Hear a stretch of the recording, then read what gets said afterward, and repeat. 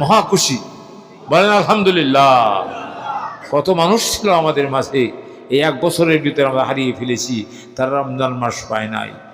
আর আল্লাহ তাআলা আমাদেরকে দয়া করে রমজান দান করেছেন, যে রমজান মাসের ভিতরে গুনাহগুলো জ্বালিয়ে পুড়িয়ে ছাইয়ে বশীভূত করে সদ্য প্রসূত শিশুর মতো নিষ্পাপ বানিয়ে দেয় যে রমজান, সেই রমজান আমরা পেয়ে গেছি। বলুন আলহামদুলিল্লাহ, আরো জোরে বলুন আলহামদুলিল্লাহ।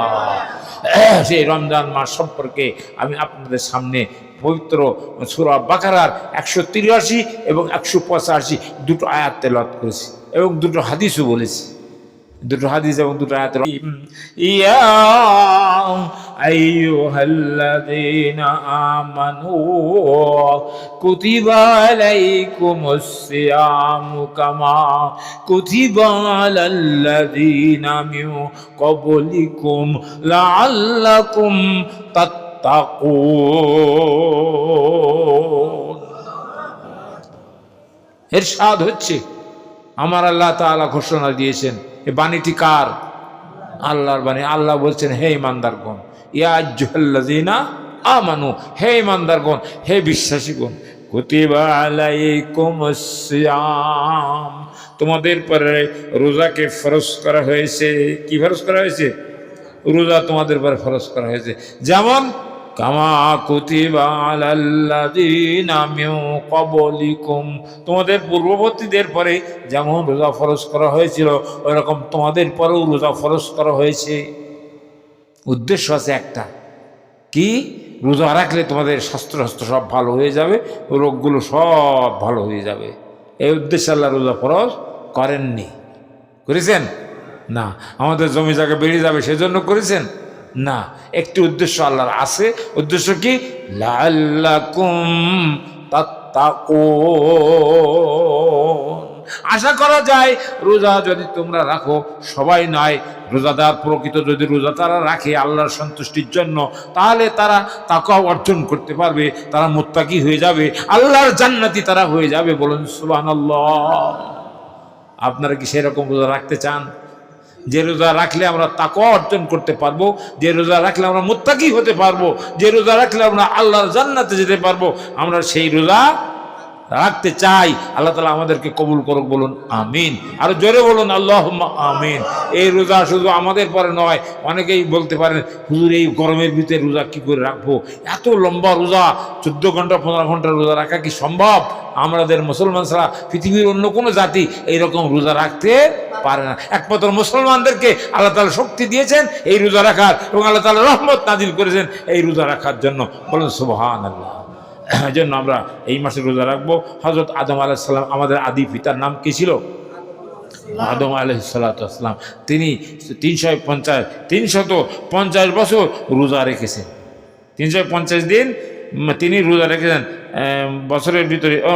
350 বছর রোজা রেখেছেন, এবং তার পৃথিবীতে আগমন এবং প্রস্থানের দিনে যে উম্মতের মধ্যে রোজা রাখার প্রথা তখন চালু ছিল। 350 বছর তিনি রোজা রেখেছেন। মানে সুবহানাল্লাহ। কত বছর? আমি কত বছর? আমি বোধহয় 100 বছর নাকি? কত বছর? এক বছর 1 মাস। তা 29 দিন হতেও পারে, 30 দিন হতেও পারে। তাহলে আমাদের সহজ না কঠিন? অত কঠিন রোজা আদম আলাইহিস সালাম আমাদের আব্বাজান রাখতে পারেন। 350 বছর, 1000 বছর তার হায়াত ছিল, তার 350 বছর রোজাই রেখে গেছে। আর রোজা অবস্থায় দোয়া করলে আল্লাহ তাআলা কখনো দোয়া ফেরত দেন না। রোজাদারকে আল্লাহ তাআলা খুবই পছন্দ করেন। এই জন্য রোজা রাখবেন বেশি করে। এই রোজা তো রাখবেন, এছাড়াও নফল রোজাও, অন্যান্য সুন্নত রোজাও যা আছে আমরা বেশি বেশি করে রাখবো। 2 নম্বর, হযরত ইব্রাহিম আলাইহিস সালামের নাম আপনারা শোনেননি সবাই? শুনেন। ইব্রাহিম আলাইহিস সালাম আমাদের কি হন? আব্বাজান, আমাদের জাতির পিতা, মুসলিম জাতির পিতা। মিল্লাতা আবিকুম ইব্রাহিম হুয়া সাম্মাকুমুল মুসলিমিন।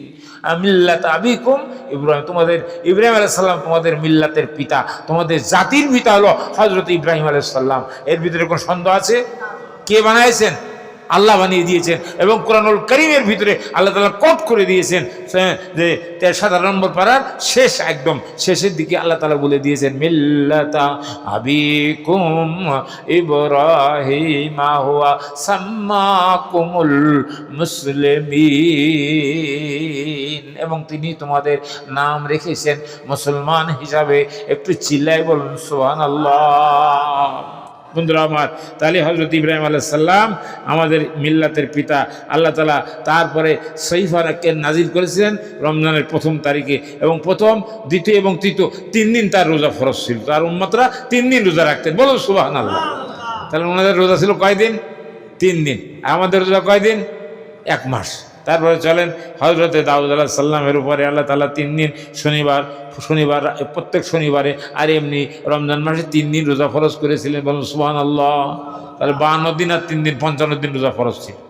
বছরে 52 দিন, 52 শনিবার আর 3 দিন, বলুন সুবহানাল্লাহ। হযরতে মূসা আলাইহিস সালামকে আল্লাহ তাআলা 40 দিন রোজা ফরজ করেছিলেন। এরকম প্রত্যেক নবীর পরে আল্লাহ রোজা ফরজ করেছেন, আমাদের পর রোজা ফরজ করেছেন পরীক্ষা করার জন্য।